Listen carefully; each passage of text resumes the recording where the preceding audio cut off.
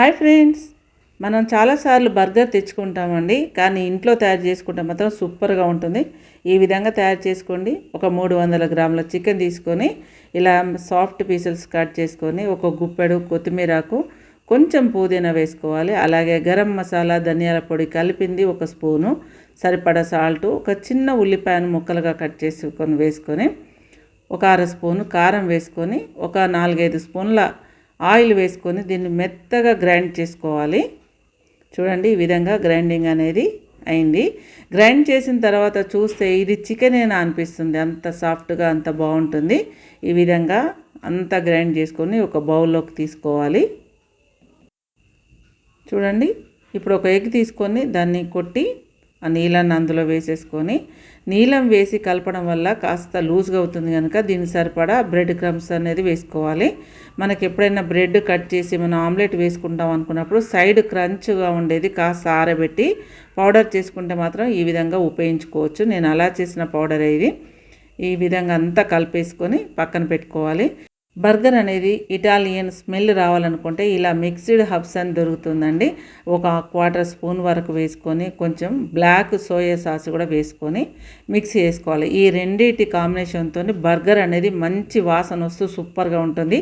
మన చేతికి మిక్సర్ అంటకుండా ఉండాలంటే కొద్దిగా చేతి మీద ఆయిల్ వేసుకొని మిక్స్ చేసుకోవాలి. అంతా లూజ్ అయిపోతుంది కనుక ఈ బ్రెడ్ క్రమ్స్ కూడా కాస్త పౌడర్ వేసుకొని బాగా మిక్స్ చేసుకోవాలి. మన చేతికి వడ టైప్లో వచ్చేంత వరకు కూడా ఈ బ్రెడ్ క్రమ్స్ వేసుకోవాలి. బ్రెడ్ క్రమ్స్ అనేది ఉడకేటప్పుడు కానీ మనం ఫ్రై చేసేటప్పుడు కానీ చాలా హెల్ప్ అవుతుంది. చాలా గుల్లగా చాలా బాగుంటుంది కనుక ఈ పౌడర్ ఎంత ఎక్కువ వాడినా కూడా నష్టం ఏం లేదు కనుక చూడండి, ఈ విధంగా మనం ఒక బాల్ లాగా ఒత్తి పెట్టుకోవాలి. అంటే వడ టైపులో ఒత్తి పెట్టుకుంటే కనుక ఇది కాల్చిన తర్వాత అచ్చంగా మనకు బర్గర్ లాగా చాలా బాగుంటుంది. అదే సైజులో రావాలంటే మనం ఏ సైజు మీద మనం బర్గర్ పెట్టుకొని తింటామో అది చూసుకొని చేసుకోవాలి. మామూలుగా మనం పావు బాజీలకు వచ్చే బర్గర్ అయితే మాత్రం సూపర్గా సెట్ అవుతుంది. కాబట్టి నేను దానికి సరిపడా ఆ షేప్ని చూసుకొని నేను ఇలా అన్నీ చేసి రెడీగా పెట్టుకున్నాను. ఎప్పుడైనా మనకు చుట్టాలు కానీ పిల్లలు కానీ వచ్చినాక చేద్దాంలే అనుకుంటే మాత్రం చాలా లేట్ అవుతుంది కనుక నాకు కుదిరినప్పుడు ఇంట్లో చికెన్ ఎక్కువ ఉన్నప్పుడు ఇలా చేసి పెట్టుకున్నాం అనుకోండి, దాన్ని ఎప్పుడైనా మనం ఉపయోగించుకోవచ్చు. టక్కున ఈవినింగ్ పూట మనం కాస్త వేడి చేసుకొని ఓవెన్లో కానీ పెనం మీద వేడి చేసుకొని మనం బర్గర్ లాగా పెట్టుకొని తిన్నా చాలా బాగుంటుంది. చపాతీలో కూడా చుట్టి పెట్టుకోవచ్చు. బ్రెడ్లో అయితే మాత్రం చాలా బాగుంటుందండి. పిల్లలైతే చాలా బాగా ఇష్టపడతారు. ఎందుకంటే అప్పటికప్పుడు ఉండే స్నాక్ కనుక ఒక్కటి సరిపోతుంది. మనకు 2 బ్రెడ్లు తీసుకొని మధ్యలో ఇది పెట్టుకొని కాస్త టమాటా కచప్పు కనుక వేసుకున్నాం అనుకోండి, సూపర్గా ఉంటుంది. ఇప్పుడే మనం ఆర్డర్ చేసి తెచ్చుకున్నామని అంత టేస్ట్గా ఉంటుంది కనుక తప్పకుండా అందరూ ఒకసారి ట్రై చేయండి. చాలా చాలా బాగుంటాయి ఇవి. క్యాబేజీ లీవ్స్, అలాగే స్వీట్ చట్నీ, కచప్, మయోనీస్తోనే ఎక్సలెంట్గా ఉంటుంది. తప్పకుండా ఒకసారి ట్రై చేయండి.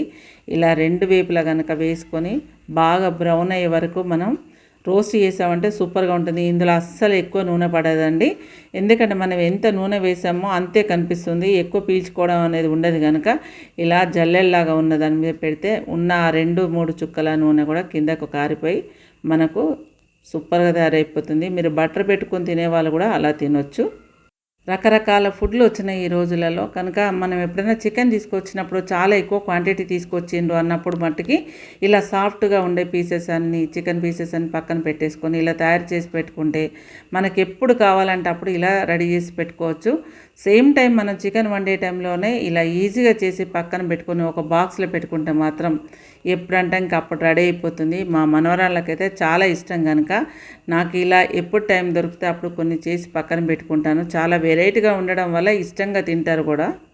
మనం ఈ రకంగా కనుక బాక్స్లో పెట్టుకుంటే మాత్రం అస్సలు పాడవదండి. చాలా టేస్ట్ కూడా మారే సమస్య లేదు.